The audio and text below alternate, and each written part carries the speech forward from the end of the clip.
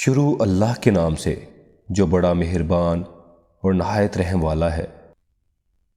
Fact voice کے معزز ناظرین و اکرام، السلام علیکم۔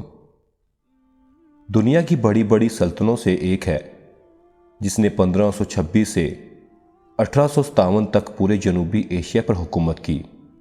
مغل سلطنت کی سرحدیں افغانستان سے لے کر مشرق میں برما تک جاتی تھیں۔ اس سلطنت کی بنیاد تیموری شہزادے ظہیر الدین بابر نے دلی کے آخری سلطان ابراہیم لودھی کو شکست دے کر رکھی تھی۔ بابر کے بعد آنے والے مغلیہ شہنشاہوں نے اس سلطنت کی شان و شوکت کو مزید بڑھایا۔ مغلوں کے ہی دور میں ہندوستان کو سونے کی چڑیا کا لقب دیا گیا۔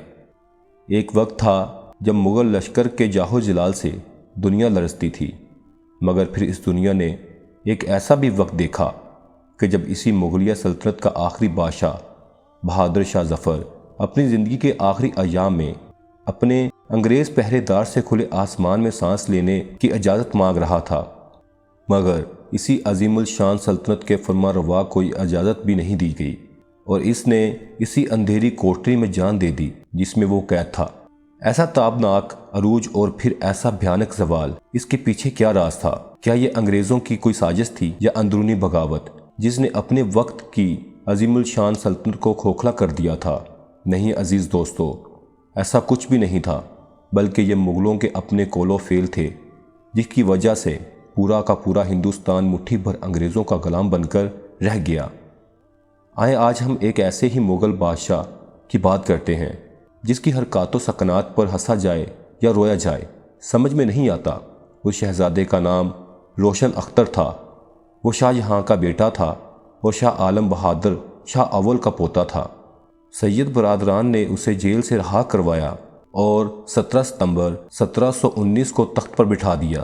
اس نے اپنے لیے ناصر دین محمد شاہ کا لقب پسند کیا، لیکن تاریخ نے اسے اس کی رنگین طبیعت کی وجہ سے محمد شاہ رنگیلا کا نام دیا۔ محمد شاہ رنگیلا ایک اجاش طبیعت کا غیر متوازن شخص تھا۔ 24 گھنٹے نشے میں دھت رہتا تھا، رقص و سرور اور فحاشی و ارانی کا دل دادا تھا۔ وہ روز کوئی نیا قانون بناتا اور پھر اسے روز توڑ دیا کرتا۔ وہ ایک ایسا موڈی انسان تھا جو اچانک کسی شخص کو ہندوستان کا اعلیٰ ترین عہدہ سونپ دیتا تھا اور جب چاہتا وزیر اعظم کو کھڑے کھڑے جیل بھجوا دیتا تھا۔ وہ اکثر دربار میں بنا کپڑوں کے آ جاتا اور درباری بھی اس کی فرما برداری اور اطاعت گزاری میں کپڑے اتار دیا کرتے۔ وہ بعض اوقات جوش و اقدار میں سر عام دربار میں پیشاب کر دیا کرتا اور تمام معزز وزراء اور دلی کے شرفاء اس وقت کے علماء واہ واہ کہہ کر بادشاہ سلامت کی تعریفیں بیان کرتے۔